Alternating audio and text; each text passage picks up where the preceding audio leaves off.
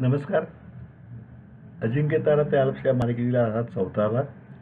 आपली मॉस्कोची सफर चालू आहे. रशियामध्ये आम्ही मॉस्कोशिवाय अन्य कुठल्याही गावात गेलो नव्हतो, कारण तसं आमच्या इटिनरीमध्ये नव्हतं.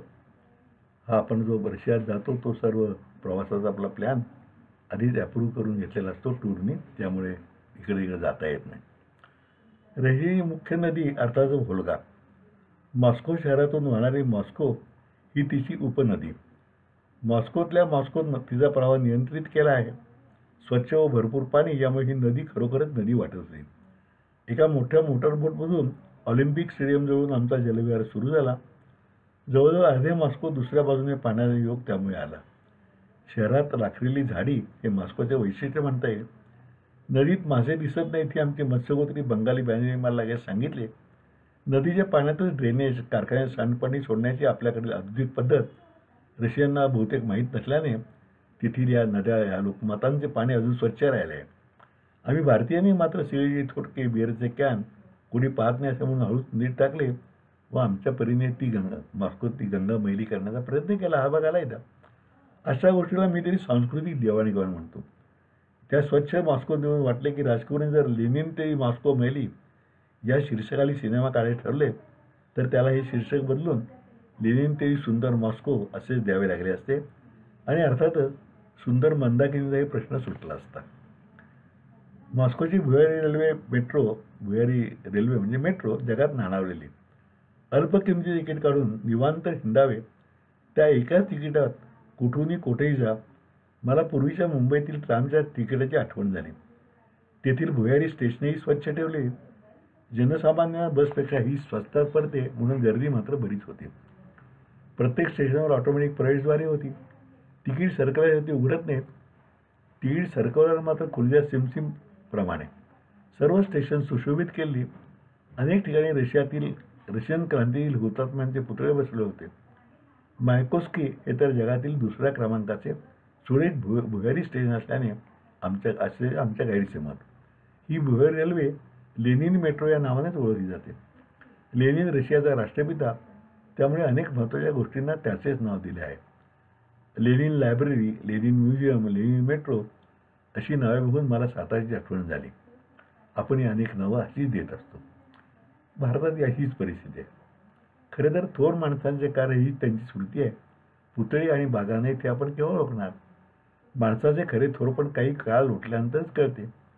आपलाच पुतळा, आपल्याच नावाचा चौक किंवा गेल्याबाहेर स्वतःच्या तैलचित्र अनावरण करणारे आपण लोक आपल्याला कुणी सांगून हे कसे पटणार? लेनिनबद्दलचा आदर चिरंतन ठेवण्यासाठी लेनिनच्या मृत्यूनंतर त्याचे शव अद्यापही जतन करण्यात आले. मॉस्कोतील ऐतिहासिक महत्त्वाच्या रेड स्क्वेअरमध्येच हे लेनिन स्मृती मंदिर आहे. रशियाला भेट देणाऱ्या प्रत्येक प्रवाशाला हे दर्शन आवश्यकच आहे. आम्ही जायचे ठरवले त्या दिवशी रविवार होता. आपल्याकडे पंतप्रधान किंवा राष्ट्रपती यायचे झाले म्हणजे त्यांच्या मार्गावर रस्त्याच्या कडेला बांबू, सोट वगैरे वापरून बॅरिकेडिंग करतात. हल्ली मंत्र्यांनाही करतात. तशी तयार पार्टिशनच्या स्मृती मंदिराच्या मार्गावर उभारलेली आहेत.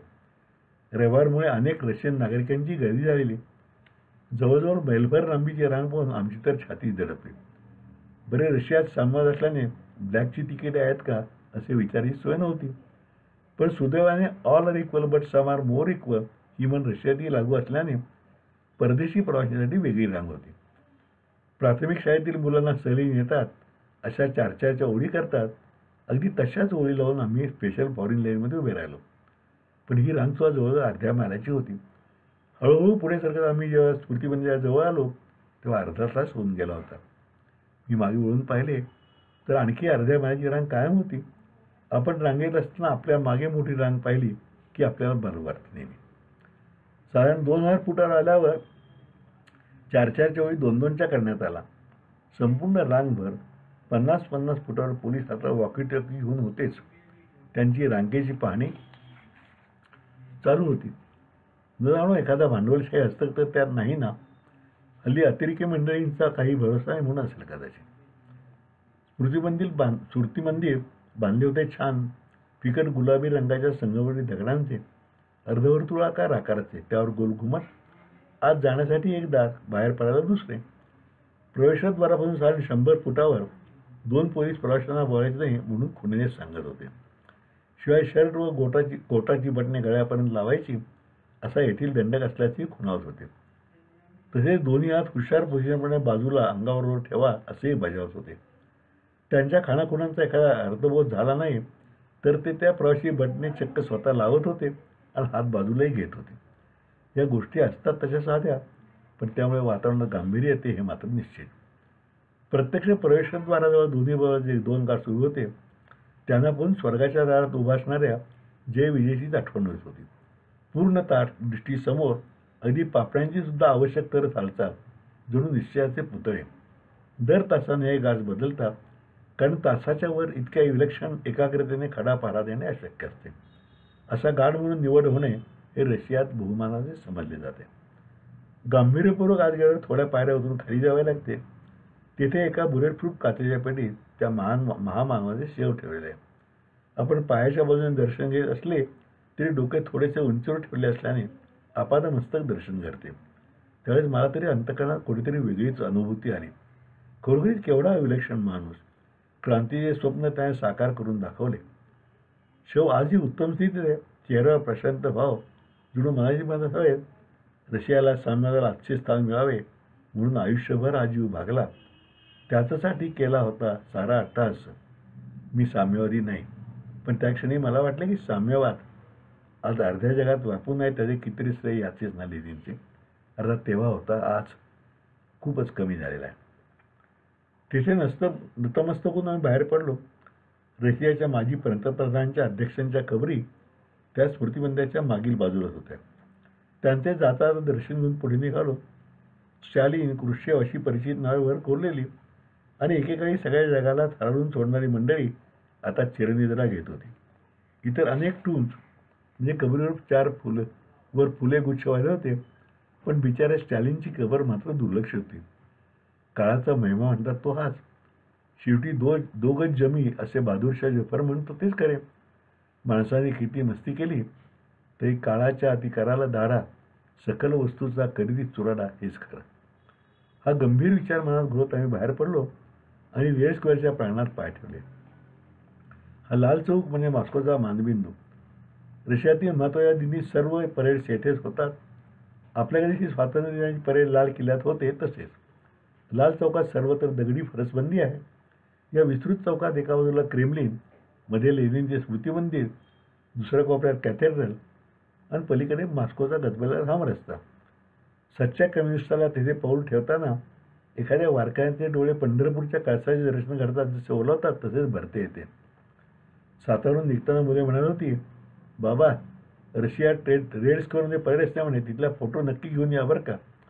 सध्या परेड सुरू नव्हती, पण मुलांच्या आठवणीने मी मात्र जरा कावराबावरा झालो होतो. मनातून वाटत की त्यांना घेऊन यायला पाहिजे होते.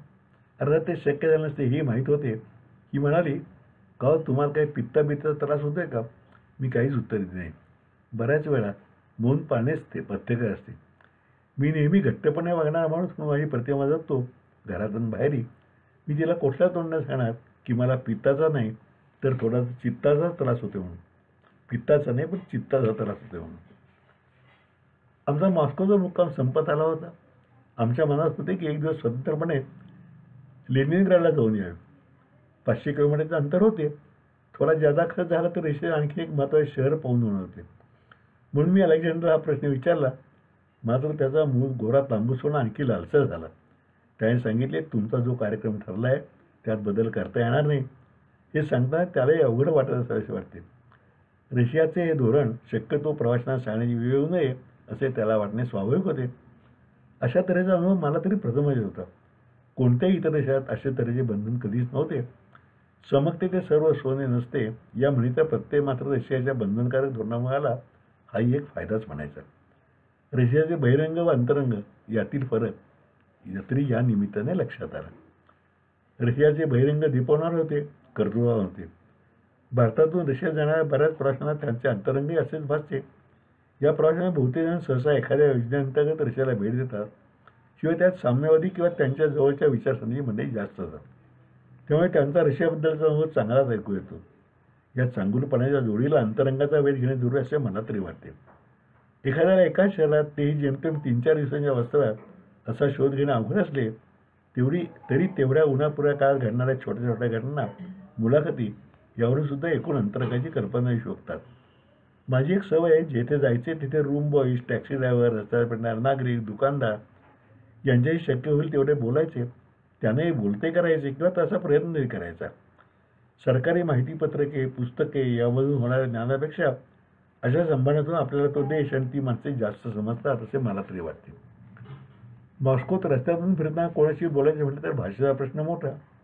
शिवाय परदेशी माणसाशी बोलताना तेही काहीसे बिस्कता दिसले. असे म्हणतात की रशियात दर 50 नागरिकातील एक जण सरकारी खबऱ्या असतो. खरे खोटे कोणास ठाऊक, पण इथली माणसे बोलायला फारशी उत्सुक दिसली नाहीत. त्यांना त्यातल्या भारताची जवळीक वाटते. मात्र भारत म्हणला की त्यांना राज कपूर व इंदिरा गांधी ही दोनच नावे पटकन आठवतात. गेली संध्याकाळी फेरफटका मारताना आम्हाला युरी निकोलाय म्हणून सदग्रस्त भेटले. आम्ही विंडो शॉपिंग करत होतो. हे मासे किंचित वोडकाच्या हवेत होते. त्यांनी आम्हाला पाहिल्यावर काय करतो हे पाहिले. मग हळू चेहऱ्यावर स्मित हास्य आणून इंडिया इंडिया असे विचारते झाले. येस इंडिया असे म्हणून चक्क भारतीय नमस्कार करायला गडी खुश झाला. इंडिया राज कपूर, इंडिया इंदिरा गांधी असे म्हणत त्यांनी सॅल्यूट ठोकला व सावरत सावरत पुढे गेला. राज कपूरचा आवारा हा पहिलाच चित्रपट रशियात प्रदर्शित होऊन 30 वर्षे झाली, तरी रशियन जनतेवर त्याची मोहिनी कायम आहे. इंदिरांचे कर्तृत्व व दबदबा हाही तेथे अभिमानाचा विषय आहे. मला राज कपूरचे फारच कौतुक वाटले. कला व कलाकार लोकांच्या हृदयावर कसे राज्य करतात याचे ते द्योतक होते. वामनाने 3 पावलात असे त्रिखंड व्यापले, तद्वत रशियाच्या जनतेच्या मनात भारत हा देश या 2 नावातच सामावला होता एवढे बाकी खरे. राजीवजी म्हणजे राजीव गांधींच्या अलीकडे रशिया जोडल्यानंतर परिस्थिती मला माहीत नाही, पण ती पुण्या यायला अजून खूप कर्तृत्व का जायला पाहिजे हे खरे. तेव्हा मी लिहिलं तेव्हा राजीव गांधींचा दौरा नुकताच झालेला होता. वरील एखादा प्रसंग सोडला तर मॉस्कोच्या वातावरणात एक प्रकारची घुसमटच भरून राहिली असते. कोणीच कोणाशी मोकळेपणे बोलायला राहिली नाही. याला अपवाद फक्त पूर्वनियोजित चर्चा व व्यक्तींचा. त्यांनी काय बोलायचे किंवा खरे तर काय बोलायचे नाही याचा अलिखित संकेतच असावा. तेथे 1-2 दिवस राहिल्यावर आपणही नकळत तो संकेत पाळू लागतो. नेहमी बडबड करण्याची सवय असल्याने मी सुद्धा थील वास्तव्यात विनोबाजींच्या मौन साधनेकडे वाटचाल करायला लागलो. हा अनुभव तुम्हाला वर्णून सांगण्यासारखा नाही, तर प्रत्यक्ष अनुभवण्याचाच आहे. मोजके प्रश्न, त्यांची बेतलेली मोजकी उत्तरे असा सर्व आखीव आणि गुळगुळीत प्रकार. आम्हाला तेथे आपल्या वकिलीचं काम करणारे एक भारतीय भेटले. त्यानंतर घुसपटीची एवढी सवय झाली की सुरुवातीला ते आमच्याशी मराठीतही मोकळेपणाने बोलतात. नंतर थोडे खुल्ल्यावर म्हणाले की त्यांचा रोजचा जायचा आणि यायचा मार्ग सुद्धा ठरलेला आहे. सुट्टीच्या दिवशी कुठे जायचे कसे हे सुद्धा आखीव. त्यात थोडासा जरी बदल झाला की चौकशी आणि प्रश्नोत्तरे. त्यामुळे रशियात 4 खेळूनही त्यांना फक्त ठराविक भागच माहीत आहे. मग गप्पाच्या ओघात त्यांनी रशियात कसे वागावे याचे थोडक्यात गणित सांगितले. तेवढे हिंडताना कोणाशी बोलताना गाईडला प्रश्न विचारताना तुम्ही मी सांगतो तेवढे पथ्य पाळा, म्हणजे कुठेही कटुता तुम्हाला येणार नाही. तुम्ही व्हेअर, व्हेन आणि व्हॉट हे प्रश्न केव्हा विचारा, त्याची ठाची उत्तरे तुम्हाला मिळते. व्हेन, व्हेअर आणि व्हॉट. पण चुकूनसुद्धा कोणालाही व्हाय म्हणजे का असे विचारू नका, लगेच कटुता मिळेल. त्याने अगदी बरोबर सल्ला दिला होता. लेनिनग्राडला आम्ही का जायचे नाही, येथील माणसे मोकळ्याने बोलत का नाहीत असे प्रश्न विचारले म्हणजे खुलासा करून आलीच. त्यामुळे आम्ही त्यांचा सल्ला शिरोधार्य मानला हे सांगायला नकोच. आज मला वाटतं इथेच थांबूया. रशिया अजून चालू आहे. पुढच्या भागात यातलाच मॉस्कोतलाच पुढचा वर्णन येईल. तोपर्यंत नमस्कार. आपण मला कळवतात आपले अभिप्राय. खूप समाधान वाटते, कारण रशिया हा फार दुर्मिळ, अजूनही फार कमी लोक रशियाला जातात. म्हणजे आज इतक्या वर्षानंतर सुद्धा वेगळीच राजवट. नंतर कमी जम कोसळला, रशियाचं विभाजन झालं, त्यातनं वेगवेगळे देश छोटे छोटे फुटून निघाले. हा भाग नंतरचा. पण तरी साम्यवाद म्हणला की रशियाचं स्थान आता अर्थात अलीकडे चीनचं त्याबरोबर आले. पण एक वेगळं हे, आणि आम्हाला रशिया पाहायला मिळाला आहे. अन्यथा आम्हालाही काही माहिती झाली नसती. केवळ ऐकीवच माहिती होती, अवलंबून राहायला लागलं. पण हा एक वेगळा अतिशय अनुभव होता, हे मात्र निश्चित.